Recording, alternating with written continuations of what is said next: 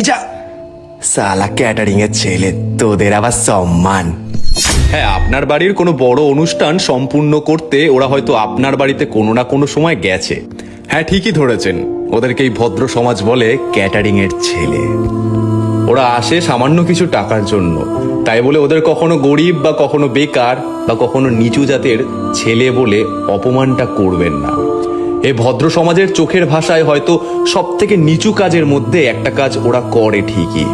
বলি মশাই, ওই ছেলেগুলোর মাঝে অনেক বড় বড় ডিগ্রিও থাকে, যা আপনার ভাবনা চিন্তার থেকেও অনেক বেশি। আসলে কি বলুন তো, না ওরা সোনার চামচ মুখে দিয়ে জন্মেছে, না দিনের শুরুতে বাপের কাছে হাত পেতেছে।